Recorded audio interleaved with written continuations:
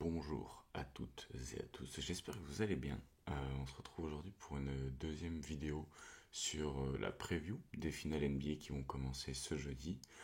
Et avant de commencer la vidéo, déjà je voulais vous remercier. Je le fais jamais, donc c'est le temps de le faire. La première vidéo des previews des finales a fait déjà plus de 1000 vues, donc c'est assez cool en vrai. Il y a déjà plus de 200 personnes qui se sont abonnées. Pas mal de retours dans les commentaires, des trucs positifs, des conseils, des encouragements. Donc voilà, je prends jamais le temps de le faire. Mais voilà, faut pas prendre des trucs comme ça pour acquis. Donc c'est vraiment cool d'avoir tous ces retours-là et on voulait tous vous remercier. Donc voilà. Ensuite, on va du coup directement passer au match et on va regarder un petit peu justement dans cette vidéo comment Lucas va poser des problèmes à la défense de Boston, mais aussi quelles possibilités Boston va pouvoir avoir en défense pour s'adapter. Et du coup, on commence direct avec la première action du match qui va mettre en lumière un petit peu ce que Lucas et Dallas vont essayer de faire en attaquant directement le drop quand Porzingis est sur le terrain. Donc là, vous regardez, déjà, il y a une première chose qu'on peut remarquer à la première action, c'est que pour éviter le switch loin du ballon, Dallas fait deux écrans. Donc en réalité, là vous avez Lucas en porteur de balle et vous avez Porzingis qui défend PJ Washington, Jrue Holiday qui défend Kyrie Irving. Et dans l'idée, on pourrait avoir PJ Washington qui vient faire un écran et Jrue Holiday qui switch loin du ballon. Comme ça, en réalité, au moment où PJ Washington pose l'écran pour obtenir un switch, Lucas ne passe pas de Jalen Brown à Porzingis, mais de Jalen Brown à Jrue Holiday. Ce qui permet un petit peu le pré-switch permet un peu d'annuler ou de protéger un mismatch. Mais là, en faisant deux écrans, donc je roule l'idée déjà apportée dans un premier temps. Il y a déjà un premier switch qui s'opère. Et du coup, le deuxième switch est beaucoup plus difficile à opérer. Et du coup, on reste sur du drop. C'est-à-dire que Porzingis ne va pas directement venir défendre en 1 contre 1 contre Lucas. Et du coup, cette situation-là, avec un rôle de PJ Washington, crée une complication parce que Porzingis doit protéger le rôle vers le cercle, tout en sachant qu'il voudrait aussi pouvoir protéger le drive de Lucas. Donc vous voyez, la position du corps n'est pas du tout naturelle. Ses appuis regardent vers PJ Washington. Son regard, lui, est orienté sur Lucas. Et du coup, ça ne permet pas du tout de gêner le Slovène qui peut en fait aller au plus proche de la raquette le plus facilement possible.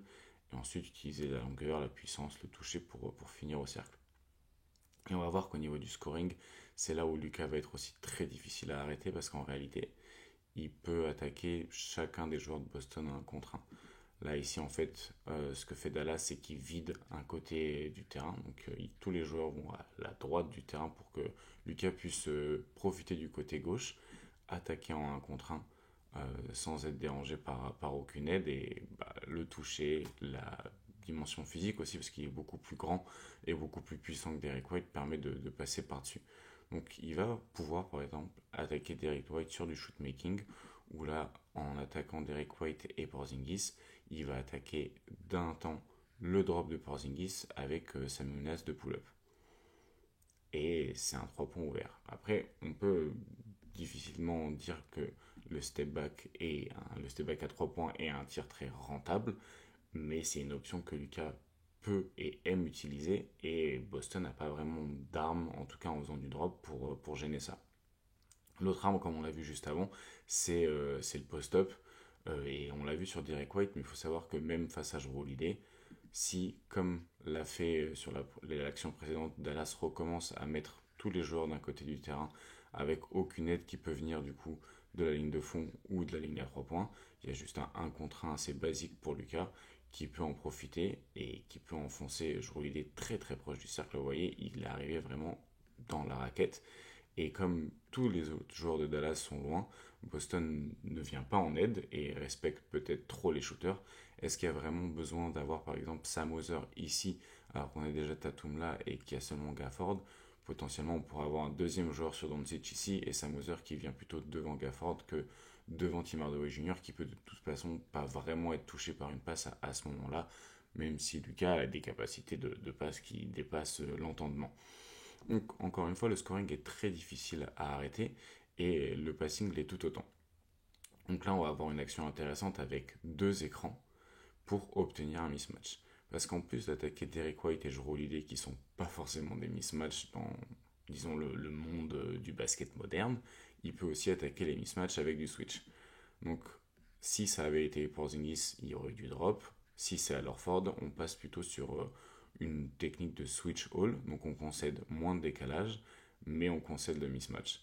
Et le problème d'un mismatch, c'est qu'il va pouvoir l'attaquer. Et en plus, s'il attaque à Horford, ça veut dire qu'il n'y a plus de protection de cercle. Et regardez un petit peu l'espace dans lequel il peut naviguer.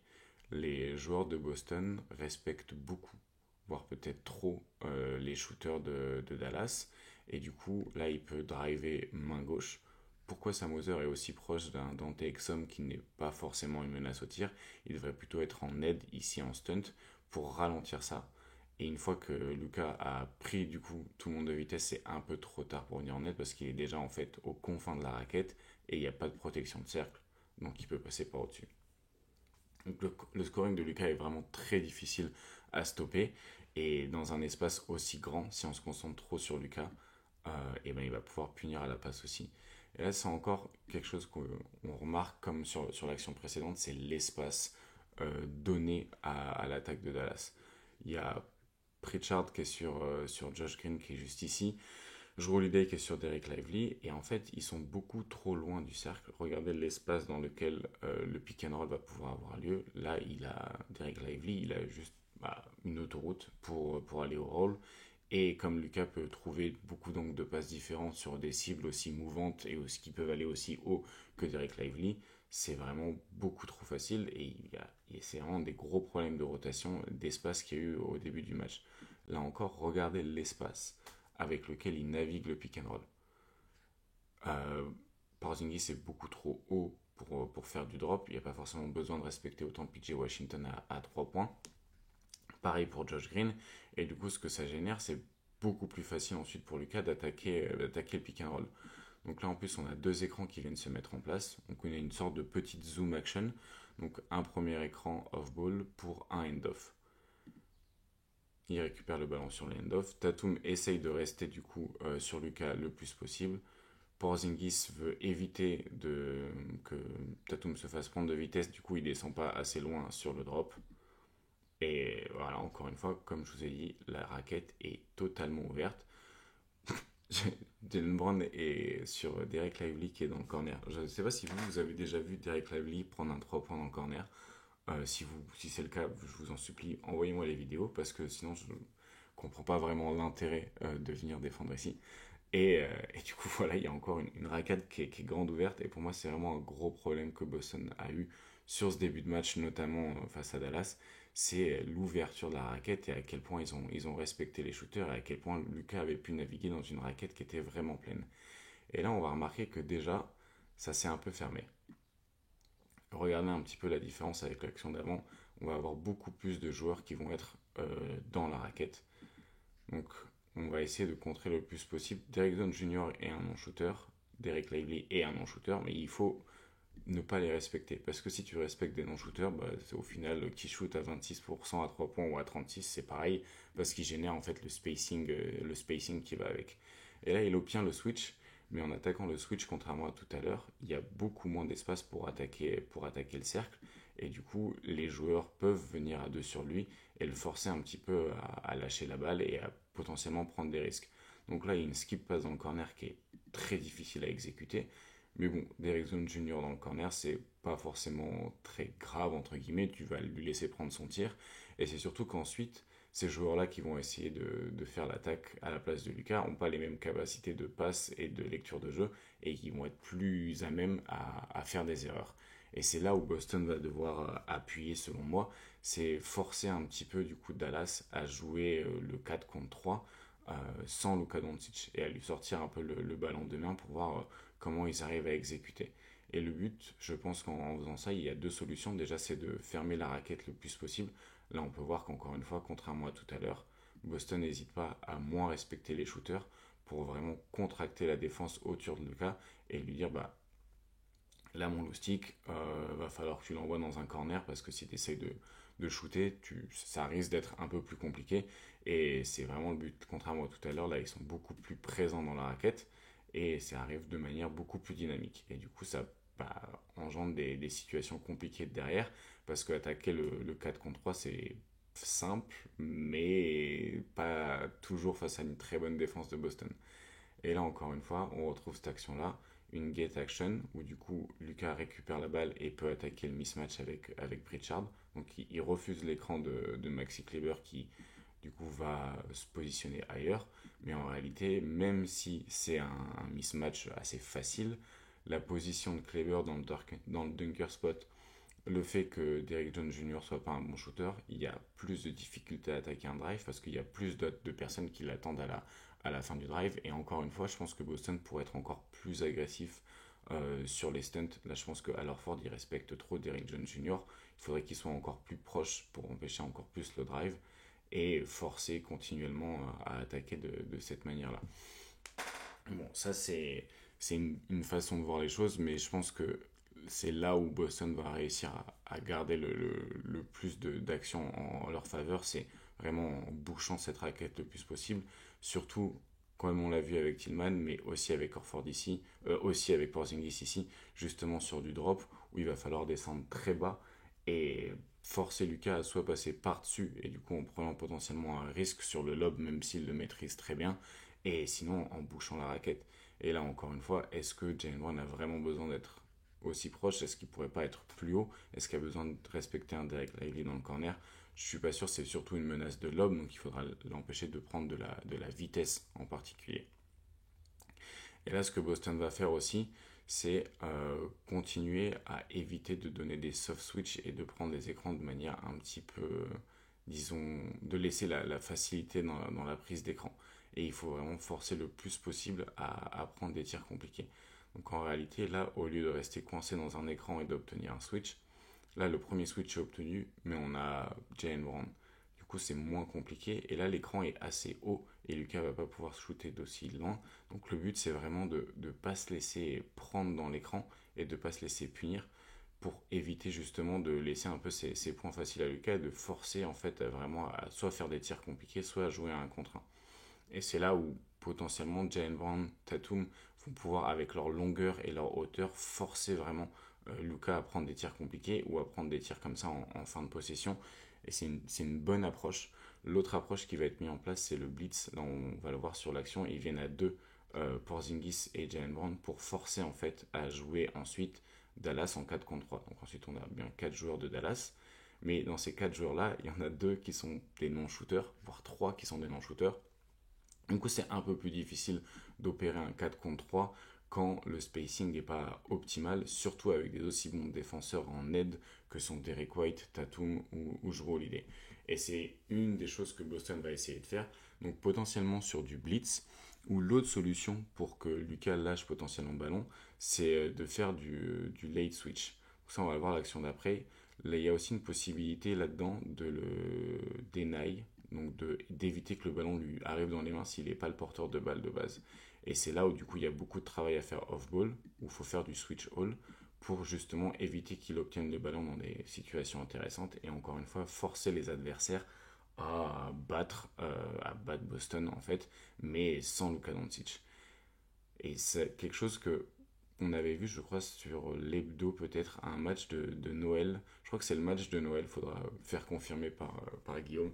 Mais je crois que c'est le match de Noël Dallas-Phoenix, où ils ont fait du late double, justement, pour forcer un peu le ballon à sortir des mains de Lucas. Donc là, on a Lucas qui vient poser un écran sur Porzingis, parce que Porzingis défend sur Dante Exum, qui est un non-shooter.